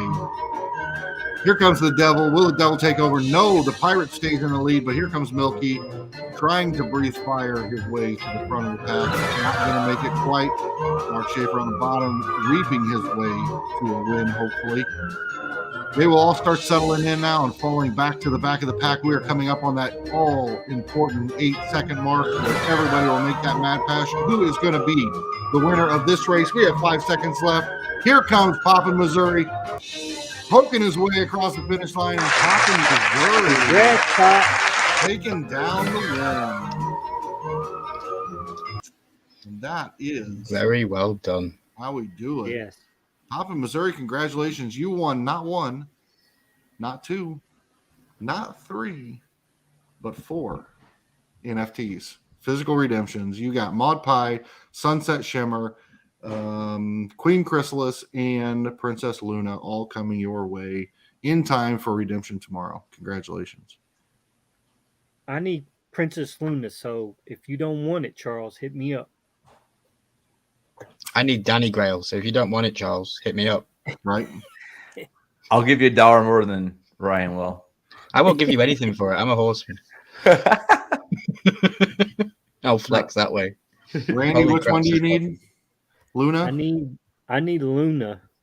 I have two queens. Yeah. Queen Crystal, Queen who? Queen. I can't say the name. You know what I'm sorry. What? Queen what? Queen Chrysalis. If anybody wants to trade for a Luna, let me know. If Charles doesn't want to, let me know. Okay. Yes, and Charles won that for an entry fee of $8. He got 4 NFTs. Yeah. Nice. And that's what we do in the Discord, guys. There's constant waffles running all the time. Yep. We run them chit-chat, and they sell movie out. review. Oh yeah, we run them, they sell out. If they don't sell out quick enough, we pull them down. We pull some of them up differently. Yep. If anybody has things that they want to waffle off, reach out to Jeremy or one of the mods on the Discord, and we can get it figured out. We make it happen. And it's a safe and secure place. Guys, what we do ultimately is if it's somebody that's newer to the Discord or somebody in general, what we do for the first couple waffles is you reach out to me. You hang on to whatever it is you're waffling. I take the payments for the waffle. And then once confirmation of receipt of the waffle win being received by the winner, then I release the money to you. That way it keeps it fair. That way, if somebody gets scammed, it's a new person to the Discord and they don't ship out the winning deal, then they don't get the money and I can refund the money back to everybody who bought in. So we try to keep it as honest and legit as possible. And we do that, Funko NFT or the NFT ones are instantly transferable. So the money goes immediately. Physical waffles take however long it takes you to ship it. Okay, I don't know if that's a joke. I swear you're in the Discord, but apparently I can't find you in there. He's not in the Discord. I know. I swear Oggy's in the Discord, but apparently not. No. Definitely, Augie, you need to be. You should be there. You do have to manage the notifications, which all you do is right click and mute the server. And then go check it every once in a while because it can become overwhelming with all the activity that goes on in there. You get a lot of beeps and dings and everything else. And it's not just for NFT guys. If you're not an NFT guy, you can literally mute the NFT section so you'll never hear it beep. You can be Funko Pops, you can be sodas. We've got trades, we've got sales, we've got Game of Thrones discussions, we've got movie discussions. There's so much stuff going on constantly. Well, there he is right there talking about his one of one. We were just indeed. Yep, we were just talking about you, Ryan. Absolutely. Okay, I kind of pushed past this topic here a little bit faster than I wanted to, so I want to go back to AC real quick because with that skill and that talent in the editing process, what are your? Oh yeah, we even have a Mitchie needs a ring section. We do indeed. AC, what do you see? I mean, what do you see for yourself moving forward? For what? For your YouTube channel and either your own content creation or editing other people's videos or long-term goals with school. I mean, what do you see with all the skills you're building in the editing side? What do you see for your future? If I don't become a programmer, I'm gonna have a pretty good idea of where to look for if I need an editing job. But even as a programmer, you can still hone your editing skills. Would you? Is that something? Do you enjoy editing enough to make it something that you do? Yeah. Yes. Okay. I love editing so much. What do you like about it? I guess the creativity, like. I don't know. My dad, I didn't realize this until recently, but my dad said that I just like to create things, which I guess is true. And like the way I see about it is like, reality is kind of boring. You have to follow laws and stuff. But if you hand me a video of literally a blank screen for 8 minutes, bye Nadia, good night. I can turn that blank screen into whatever I want. And it can be a video that could potentially hit 1 million views overnight. But if I just sit here and I'm like, hey guys, let's talk about chess, and I don't do any editing, well, I just might as well not upload the video. Like, I just love that ability to create whatever I want, however I want, and it'll look good to an extent. But yeah. It's truly an art form. And I think that there's content creators who are business people that enjoy making the content and they leave the creativity of the editing to editors. Certainly a lot of the bigger channels. And then you have that because when I think of editing, I do think of it as an art form. Like I don't do it with my own videos necessarily because I'm just trying to get content out. But I think that's what separates myself from some of the other content creators are out there that have a bigger audience. And I think that's because that skill is truly an art form. The transitions and how they happen, the audio that goes along with it, and how everything plays off of each other is something that I didn't even understand at the time when I first started doing this.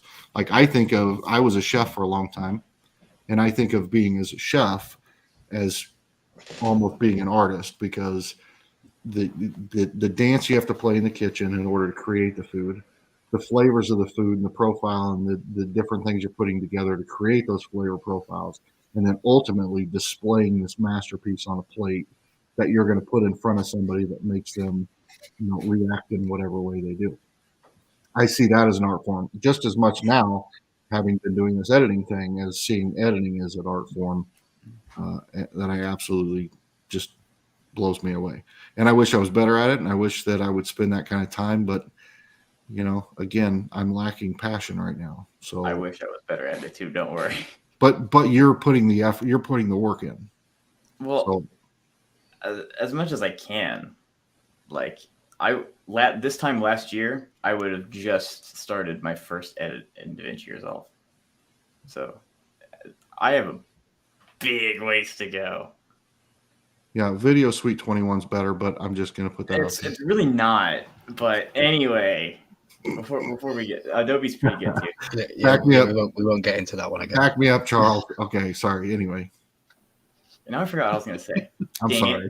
I'm like, okay, how do I defend DaVinci? How do I prove you're wrong? Nah, it doesn't matter. It's all editing software. It's about how you use it. And as long as you figure out how to get it to work, it's going to do great. Like I showed my dad editing that can be completely on his phone, and he loved it. No super intensive stuff that you need. Charles, the direction you were going, AC, was you said that it would been almost a year since you started your first project. Right. Yeah. So like, I just like immediately dove into it. I just had a huge obsession for it for some reason. Like it took me, Milky, you're gonna have to help me here. Maybe a month for me to ask Milky questions that he didn't really fully understand how to do yet. And so we would both kind of go on an internet scavenger hunt on how to do it. And yeah, I use YouTube to help me learn YouTube. The YouTubers help you learn, and especially with editing softwares. I found one guy, Casey Farris. To me and AC, he is the god of editing. Jesus. If I want to know something about my editing software, I go to his channel and I will find the answer, and it will work first time every time. Mm-hmm. So he's God to me. And if I can't get it from him, AC usually knows how to do it. And yeah. I showed AC the editing software that he's in, and I'm glad, because he doesn't seem to have ever looked back. And the stuff that he's been able to create with that software, it's just unbelievable. And Danny put CapCut. That's another one. CapCut's fantastic. Yeah. He really seemed to pick it up. I mean, it took me, like, sadly, I'm at the point where YouTube won't help anymore. I'm beyond that. So I just went out and found a teacher. So I have a teacher that's way beyond anything you can really find on YouTube. But it's just whatever you want to put into it. But you can draw inspiration from YouTube. Oh, yeah, absolutely. I'm on YouTube. Yeah. 90% of the time I'm on YouTube, it's no longer for, funny video, big flashing lights. It's all right. How can I recreate this, but make it mine, make it better? Yep. I mean, I'm going to talk about two people that I've said nasty things probably about in the past. And, and not personally, but just about their content. And I'll say this, you have people like Franchise Kicks, who has hundreds of thousands of subscribers, and there's really no editing. It's just a kind of a camera, and he does his thing, and then it's over, and there's really not a lot to it. And then and so it always surprises me that even if you don't put that effort into it, that you can still have that kind of audience and capture that kind of audience. But on the other hand, you have a guy like Dr. Applesauce, who I think's quality of content is fantastic. I think the flow and the way that his videos are edited is great. I used to watch another guy, Box Attack, Dom, who was great at his video editing as well, and multiple camera angles and all the different things, putting it all together. I've dabbled with multiple camera angles, and when you get to the editing part, it's a freaking nightmare to me. So then I'm just like, okay, I don't know that I want to go down this rabbit hole any further than that. So I have mad respect for that. So I like to watch those videos for the quality of the content as much as the subject matter of the content. And then I like to see like Vince and Gabby from the Poppin' Duo and his family, like when their videos come on, it's like I'm in their living room because that picture is so freaking clear. Like that is the best camera I've ever seen in a YouTube video. And I still operate off of a $60 webcam that is always blurry in the background. But so I like to drive I like to use YouTube for inspiration in that format as well. Mm-hmm. What do I want to be like without being them, but taking some of the highlights from all the different things? I have a private folder on my YouTube playlists, and it's simply called "Make This Video for Yourself." Mm-hmm. And if I see something on YouTube I enjoy, I save it to this folder. And I'm building up a huge array of things that I want to do. And a lot of it isn't even Funko. It's just, tutorial videos or something else completely wild bits that, I could do that. I've got passion to talk about something like that. So it's just working through it, I think. Mm-hmm. But it is crazy. Poppin said in the chat that AC's an inspiration to him when it comes to editing. Hey, who's you? Yeah, I mean, especially with your latest stuff, AC. I mean, it's been brilliant. Your latest stuff has been fantastic. Even not being a fan of the subject matter itself necessarily. Well, certainly with Genshin, I get it and I understand it and I like it. But anime from that style, but regardless, like the power of the editing really drives the storyline, and I've been very, very impressed with all that. Mitchie just yelled the same thing from upstairs. Thank you, Mitchie. So keep doing what you're doing. Oh, I definitely will. It's so much fun. All right. And keep applying for those, videographer jobs or editor jobs that you want me to do to get. I'm not that good, but I appreciate I can see you coming to a Tuesday night and saying, "Hey guys, I'm no longer going to be hanging out with you guys because I just got hired by Franchise Kicks as an editor." Right? Yeah, sorry guys. Actually, nah. Yeah. I genuinely didn't think that guy did his own editing though, because I always watch his videos and they're so generically the same every single time. It's like Top Pops for me. That's why I can't watch Top Pops, because it's the same stuff. I didn't know Franchise Kicks did his own editing. So I don't think there's a lot of editing. I mean, one of my favorite people to watch back in the day during 2020 was exited the chat. was Sean Ryan, and he didn't edit anything. He just went live whenever he went. I mean, I don't know that he did videos. He just went live and did his thing and got off. Mm. And then the videos would sit there and people would go back and watch them, or they wouldn't. But yeah, that's there's a lot of people that do that, where they very, very limited editing, if any editing at all. Because like there's freelance websites, isn't there, like Fiverr.com and stuff, where you can go and pay somebody $10 to edit your YouTube video for you. Sure. And stuff. But it's just, I don't know. I've never thought about doing them. Don't do Fiverr. I like to, especially with myself, I like the start of my channel, and as you go through from older videos to new, you can kind of see a progression, in editing skill and editing style. Yeah, I've had AC help me a lot with stuff. You can see my progression on his channel. Yeah, editor is bored. Is AC's exactly. I was going to mention that the editor is bored. Oh my god! I remember the best series is on YouTube. I think it was Mother Earth Mafia, and I remember this comment. He said it was like taking LSD, and I had no idea what was going on, but I loved it. And I was like, "Hi, Bailey."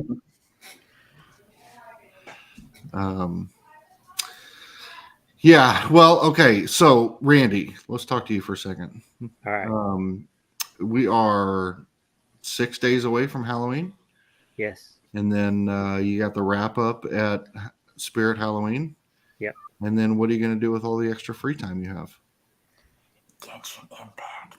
You guessed it, because I am behind on it. I have about 2 weeks of my dailies on them.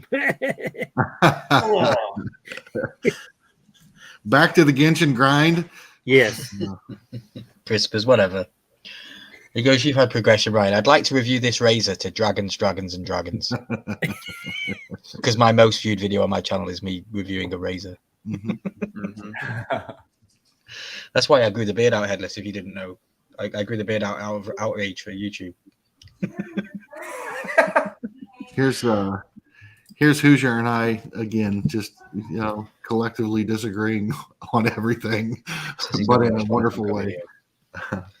Yeah, I do. I watch it. I watch a lot of videos for the editing and for the ideas because in general I'm just not, unless it's in cooking, I'm just not in general a creative person. I'm not going to go out and draw you a picture. I'm not an artist. I can go out in the garage and build you some cool furniture, but not like Charles can. I've got a creative mind that I can't get from brain to concept. So exactly. I can't unsee edits now. Being a YouTuber and a creator, even if I try to enjoy content, even if I watch a movie, I see the cut to the next scene. I see it in TV all day, every day now, and it is annoying. But I can't get that out of my head now because I know what it is and I see it on a daily basis when we do it. Yep. You think it's annoying? It can be annoying, yeah, because like you just want to sit back, like Hoosier said. He wants to just sit back and enjoy the video for what it is. But sometimes you can't do that when you notice that somebody's just done a hard cut edit and they haven't lowered their audio to the right volume and all this kind of stuff. Right. I notice that stuff now, and it's like I never used to when I was just watching and consuming YouTube. Yeah. Well, I could argue that that's a good thing because that means you're learning and you're able to recognize that. Okay. Because that's what I do. Is I'll watch people that I freelance categories. I'm not just Funko, but it's like, oh yeah, I can pick apart this video and I can recreate it verbatim. So and that just shows that I'm learning and I know what I'm doing, which is ultimately a good thing. The channel I often refer back to, I think I've talked about on this channel before. There's two of them, but either Andre Zick or Stefan. What's his name? I don't know. Graham Stefan. Stefan, yeah. Those are the two that I refer back to a lot and they're financial guys. But at the end of the day, when you watch their videos, they are so cut and so edited that video from second 1 to second 7 minute and 30 seconds never stops. It's constant.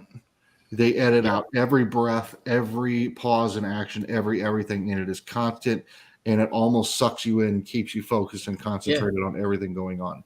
Doesn't give you I've never switched off from one of their videos. I've watched it from the start to the end every time. Yep. And you can see every one of their cuts and clips and everything, but typically they're going from one camera to another, just like TV or movies, and keeping that flow of conversation going. But it is fascinating to watch those kind of edited videos.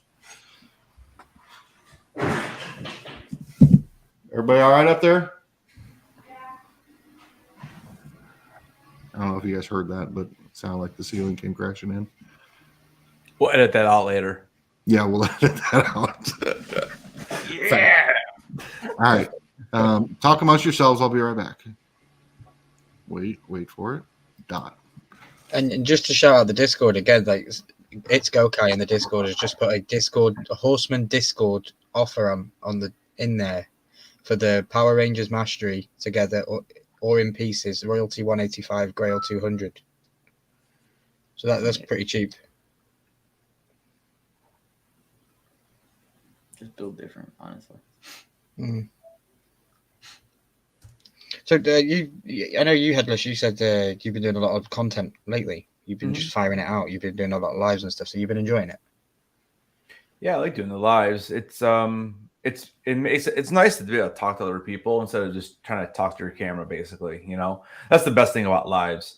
I still like doing the regular videos. They're just way more time consuming. I mean, even though we've been out here for almost 2 hours now, like I said, like it'll like just getting the video and pictures for that for the first scene in episode 6 that we're doing. Like, I mean, it took me like 40 minutes just to grab the images and a little bit of video and then making the thumbnail. And it's like it's just so time consuming, But I do enjoy both. But I do enjoy the lives too because of the conversation you can have. So are you Google searching for the images? Say, for example, you're looking for a House of the Dragon content. You're Google searching for these images, or are you just I do signing into your sometimes. HBO account on your PC and playing the episode and taking straight from the episode?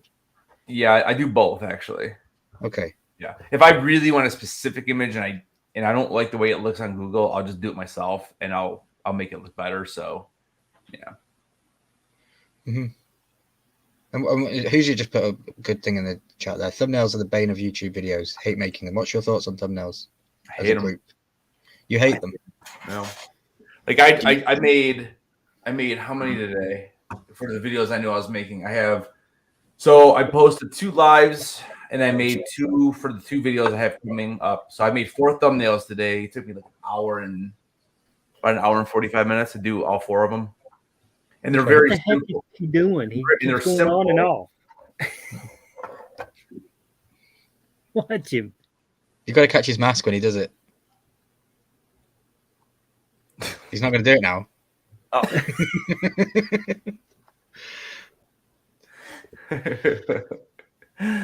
You're muted. You're muted.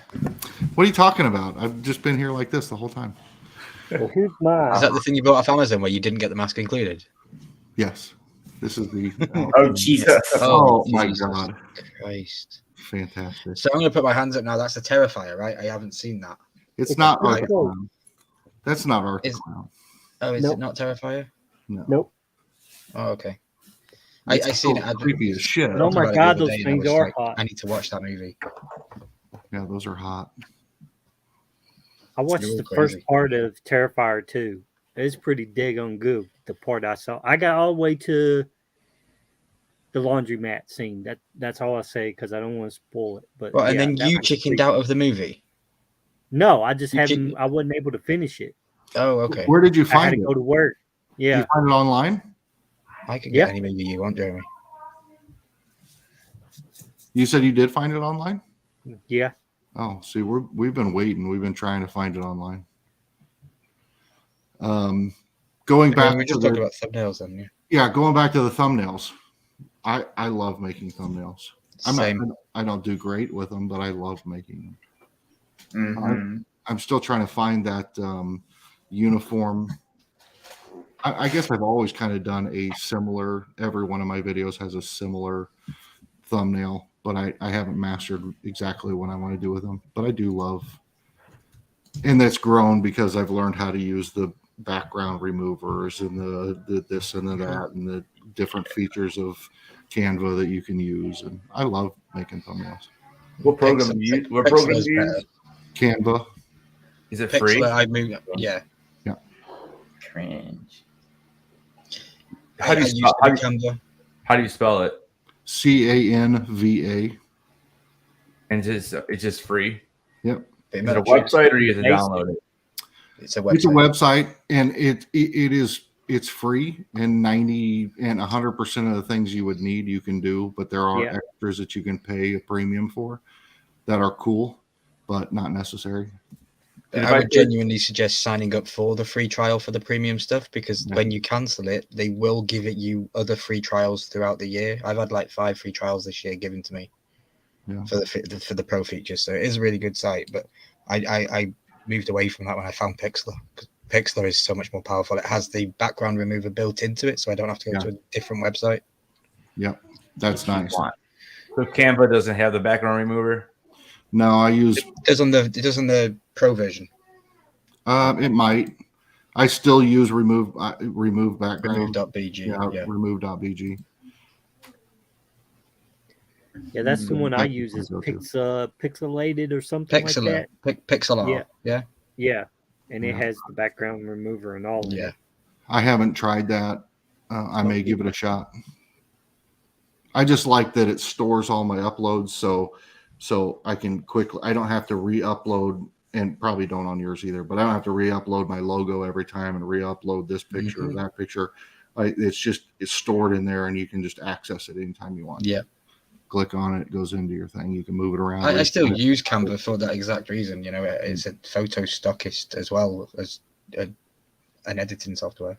Yeah. AC, are you still using Pixlr? I never did. You never did. Which one were you using now? I use Photopea. Photopea. Okay. It's basically Photoshop. It's the most powerful free thumbnail creation website you can ever get hold of. What's it called? Photopea. Photopea? Yeah, like Photopea, the thing you eat. It's pretty much free Photoshop. I use it all the time. And do you have to download this, or is that a website thing? It's a website. The only thing you have to download is the stuff you're done with, and obviously you want to keep that. Right. I mean, let's be real. You take a picture of 3 faces, or you pick 3 pictures, and then that's your thumbnail every time with the other content. That's what like 90% of YouTubers do. I don't like it. I don't do it. I hate it. But that's what people do. I mean, some of the people that I watch daily, that's exactly what they do in their thumbnails. I challenge myself every single time to never repeat a thumbnail again. Never make it twice, ever. And it's hard. Augie, I don't even know how to turn the camera on my laptop. Well, lucky for you, I'm here. Yeah, AC can help you with that. I hope so. You guys don't even want to know what I use for my thumbnails. It's almost embarrassing. Is it GIMP? What, word art? Publisher? What do you use? Google Slides. Oh. Google Slides are good. I've been using Google Slides to do the presentations every week for my Game of Thrones breakdown, my House of the Dragon breakdowns. They're really good. Yeah, I was using Canvas for a while. Is that what it's called? No, Canva. No, not Canva. That's the one I just saved. It's a Snappa. But that one you got to pay for. And I do like Snappa, but yeah, I didn't want to pay for it because I had paid for it for a couple months, and it's just, But yeah, I've literally been using Google Slides. I mean, when I first started, like different channel before, I did it on Word. You can import pictures, you can make things, you can add text, you can do all that stuff. And then I would take the snip clip tool, clip out that image, and then that was my thumbnail. It was bizarre because sizing was a nightmare and all that. But I mean, you just do whatever you got to do to make a thumbnail. But I'm gonna look at the Photopea. I have it on save now, so I'm gonna play around with it. They give you a bunch of different texts and stuff too, then, because that's the biggest. Loaded with 182 different texts. Okay. Because sometimes I have a hard time finding. Because sometimes I catch myself using like the same 5 or 6 over and over again. I use the same font so much; it makes. I know. Crazy. Yeah. What are thumbnails? Danny said. Well, that's why I like doing the Horseman one, because we have the generic background and then we have the little square that we have to fill, which for some reason makes it so much easier to just fill the little square with like the guests got coming on and their logo and stuff. Like Randy's got it to a T as well. He's got his purple backgrounds with his little dude with his magnifying glass, and then he just has whatever he's opening in his video as the content on the thumbnail. Yep. Blazola. See, somebody's got their Discord on. Yeah, I do. And it's going crazy. Go Kai's in there working away like always. Yep. I remember I had a video editing software called NCR, I believe, or NCH or something like that. And I used it forever, and it was the biggest. I hated it. I absolutely hated it. It was a nightmare to use, and it was just awful. And I remember one time doing a collab with somebody, and they sent me their file, and I sent them mine, and theirs was like in 4K, and mine was in this horrible video editing software. And the guy came back to me, and he's like, "Dude, seriously, like I'm gonna have to go back to 1986 to buy a computer to be able to open this file you sent me." It was that old and outdated and bad. Is it Prism Video Converter? No, that's NCH software. I think it was NCH video editing software. I don't remember, I know it was so bad, and that guy saying that pushed me to, okay, I need to try something else. And I found that Video Suite 21 and bought it, and it was like an entire game changer. Like this thing, I can edit a video in 10 minutes and love it. I love it. It's fantastic. You were so close to greatness. I know, but I didn't try DaVinci. I tried this one first. If I'd have tried DaVinci first, I Yep. probably would have loved it. Yeah, And it's free.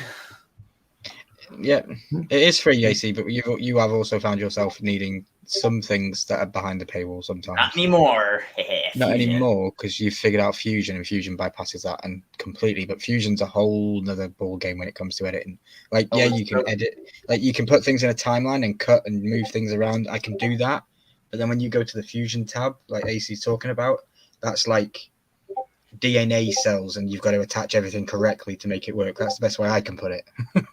Everything has a little node, and you move I it can around. my screen and show you what he's talking about.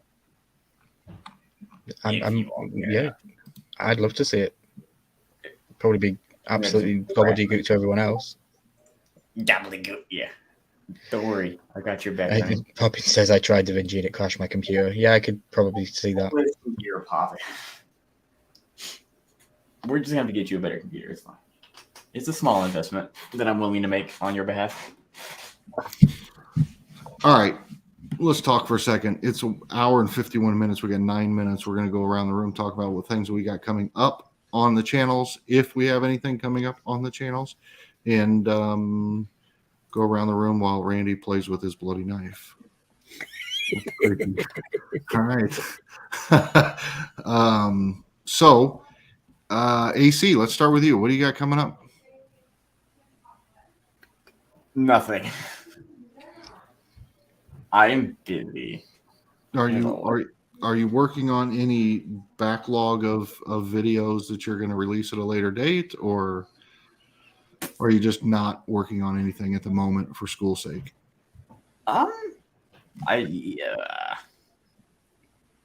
Hey, I mean, Genshin's releasing a new update next Tuesday, which is having an Archon. And if I wish and I get her, there's probably gonna be a video about her. But that's next week, and that's if I get her. So, are you not going to do a wishing video? Well, yeah, I could, but we want to see that. Okay, well that'll come next week. Cool. Milky, what you got coming up?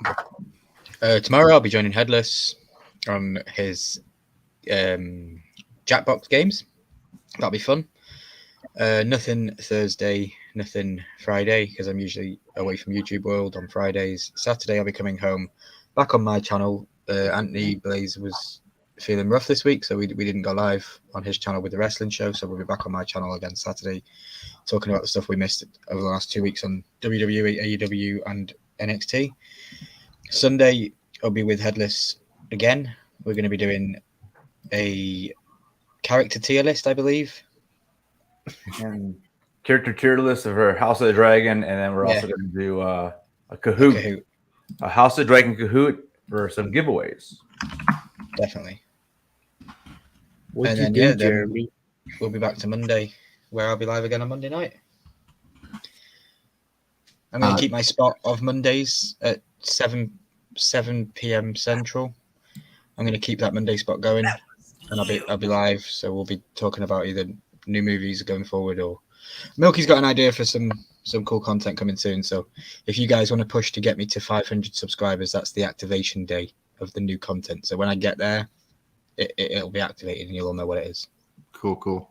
AC, I sincerely apologize. I thought my streamer crashed again. No, he pulled up, just so everybody knows, he pulled up the DaVinci Resolve, and the idea is we fight because I think my video software is better. And so when he pulled it up, I went to that screen and kicked it from the studio, but because it was his share screen, it kicked him from the studio. Yeah. He owns the channel, but I was able to kick him for some odd reason. So, oops. Different account. That's why. Sorry. Okay, Randy, what do you got coming up? Nothing. Like I said, work both jobs right now. It's too hard to make videos. So until I'm at Spirit to November the 9th. So yeah. So do you think here I'm gonna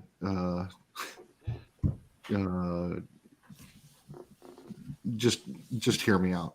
Okay. I would love to see, and I think a lot of people know that you are an autograph collector, and primarily that's what you started as, an autograph collector.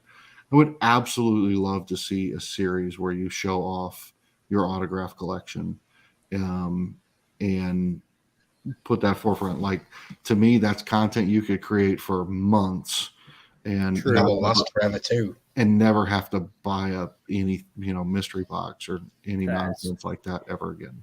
That's a good idea. That I might do that. Yeah, I will do that, because I've got, it's everlasting content, dude. Yeah, I've got a lot of signatures. And what signatures do you mostly collect? Horror. A lot of horror. Okay. Yeah. I have a couple of horror. And the majority of the signatures that you collect, you got in person, right?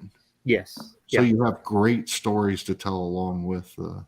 Now, during COVID, there's a couple that I wouldn't, because of course they didn't do it, but they did live chats. So they sent me a live video and be like, "Hey, Randy, this is for you." So yeah. That's cool. I would love to see that. I mean, I'm not trying to tell you how to do your content. I'm just telling you that that's something I definitely would enjoy seeing, if you ever thought about doing something like that. Yeah, I can do that. Yeah, Randy, hit me up on Instagram. Maybe we could do something where, because I have like over 100 autograph pops. Well over 100 now. Okay. And I have, it's through, I mean, mostly Star Wars and Marvel probably, but I do have Game of Thrones. I have a couple horror. I got all my Buffy. I got Twin Peaks. I mean, I have a ton, dude. Okay. Yeah. Maybe we can collaborate and do something like that. That'd be cool. Yeah, that's cool.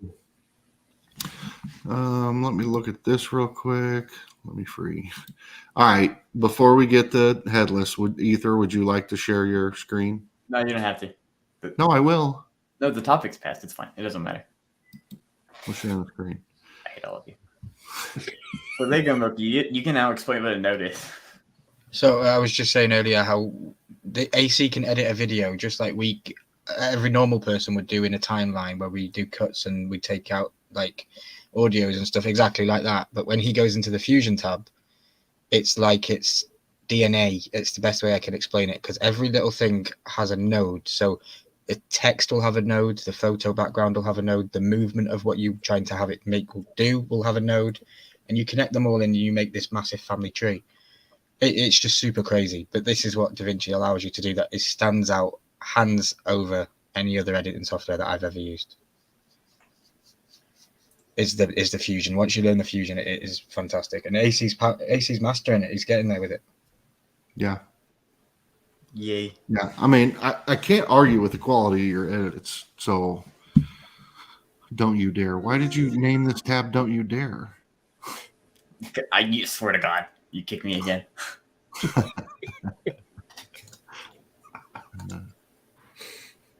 All right. Anything else you want to say about this? No, I'm good. Go watch it. I mean, what? Yeah. Yeah, go watch AC's new video. Oh. Yeah, 100% go watch it, and you'll see what we're all talking about. All right, Headless Ned, we've wrapped up season 1. What do you got on the table? So tomorrow we're doing Jackbox Games live. So if any of you guys in the panel tonight want to come with me and Ryan, I'm looking for. I think I got Lily coming, and I think my wife's going to join us too. Lady Stoneheart is my wife. Nice. She loves when I call her that. Lady Stoneheart and Daenerys Targaryen are going to be joining me. Yeah, that's right. I'm hoping to get both of them, so if we could use maybe 1 or 2 more people. So if any of you guys want to join, let me know. I send you the link. And actually, I just bought a Game of Thrones pack, so I'm going to open it up too before we leave, because now I want to get the Grail again. Nice. But yeah, so I'll put a link in the AC, chat. can you share your link? Or Ether editor AC? Can I do what? Can you share your link? Share the link to your newest video. I need your Oh link. yeah. I guess I could. And then Ned, share your screen anytime you want. Yeah, I will. And then let's see. So that's tomorrow, and then I'll be dropping a video. Ryan, are we still working for Thursday? Yep. Okay. Thursday, we're both gonna drop our top 5 All right. Well, I guess it's our top scene for the last 5 episodes. So one scene each episode with a bonus one at the end. So we're both. Why am I not a moderator of my own channel? Ignore me, sorry. No, you're good.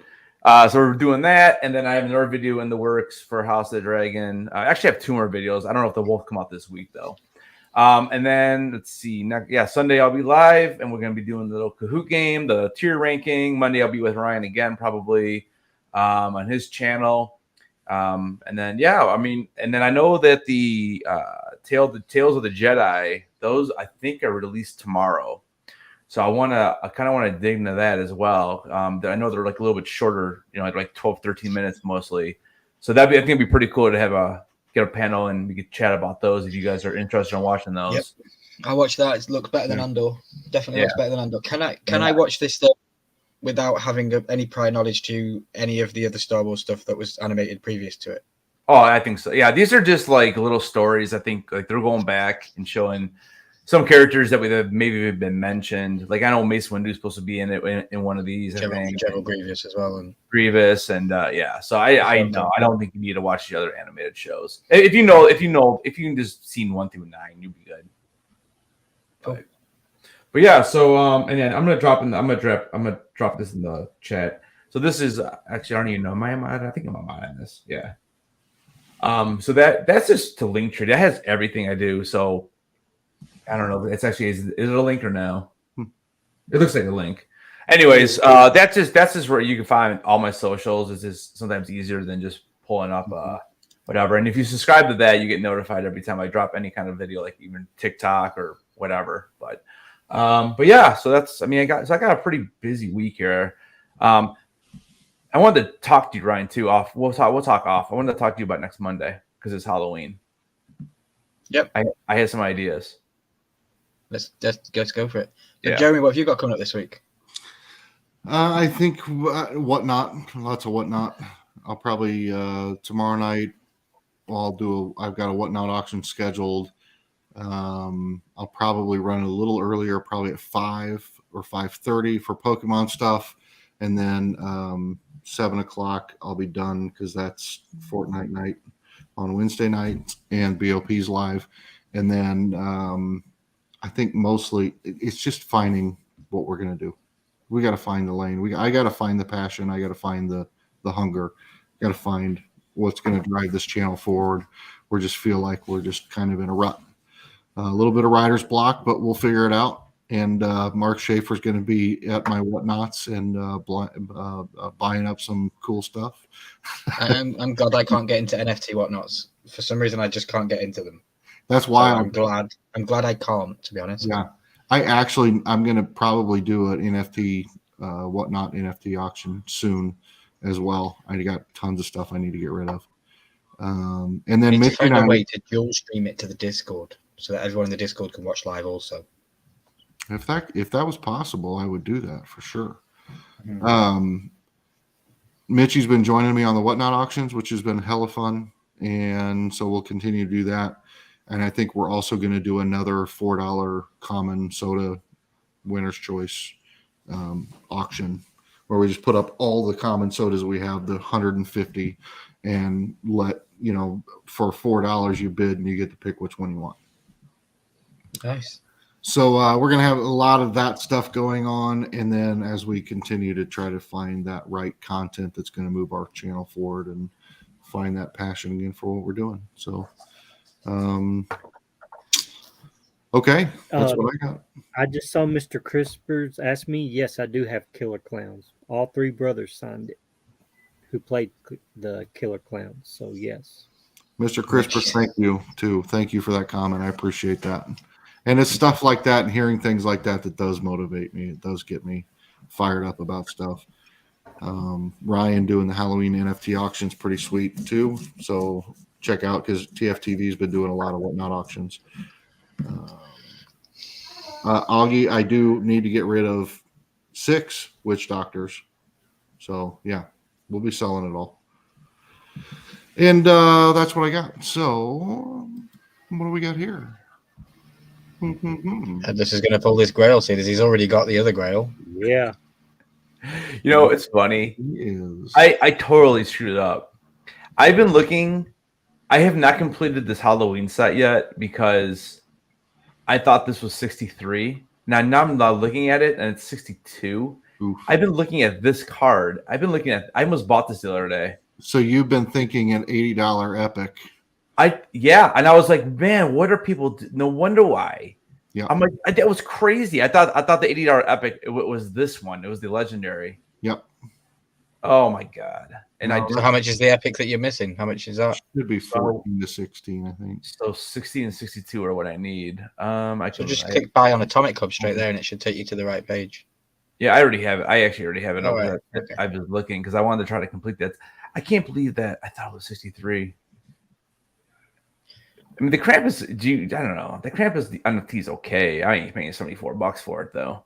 No, but if I pulled it, I'd be all right. If I pulled it, yeah. So let's see really quick, and then I'll open that pack up. Man, I can't believe I've been doing that. So it's 62. It's So 18, 19, $20. yeah. For everybody that wants to hang out afterwards, Baby Ice is live doing After Dark after the Horsemen. That's still hella expensive for an epic. It is 20. Yeah. So it's which honestly is great. I mean, though that reminds me of back in the day, in the early days of collecting NFTs. That's what they all were. yeah. Only recently we've come across the $2 epics, and that pains me to see. So that's like $20, and the other one is $14.85 right now. So $35, I could get them both and be done. But I might be able to still wait that out a little bit to like a little cheaper. But anywho, all right, let's I can't get out of this thing by myself. Will you turn that fireplace off? It's 1,000 degrees in here. I'm sorry. Let me just step over all his I love shit you. y'all can't see. Let me just step on over. I love you. The Queen knows how to use those feet. Your Grace. all right, you guys ready for this? Oh yeah, go for Yeah. it. Yeah. Let's get it. All right, 20,317 out of 31,250. Let's go. Yo, probably not the best idea. Oh, it's legit. Shocking. Haven't seen that in a while. It's truly unbelievable. Every pack. All 50, right. mint number 50. Come on. Come on. The 4 uncommons and a common. Well, it is what it is. Not too bad. Nature. Nah, I mean, I'll get like $1. Not even $1. What am I saying? Not as good as mine, where I got 2 legendaries right in a row of the same one, but you know, Of the Reaper. Of the of the Reaper. yeah. Yes. Yeah, that was You could have pulled 3 Reapers. In my eyes, it doesn't beat me pulling my first legendary on my first part. True. Yeah, I agree. I know the value is way higher for the 3 Reapers, but still. Yeah, I started with 3 days left. I had one of each of the My Little Ponies, right? Except the Grail. I don't have the Grail. So I had one of each of them, and premium packs are $22, $21 at the time. I think I bought up all the $21 packs. And I thought, we got 3 days of redemption. I'm just going to get $100 worth of wax, and I'll buy 5 packs or whatever, 4.5 packs.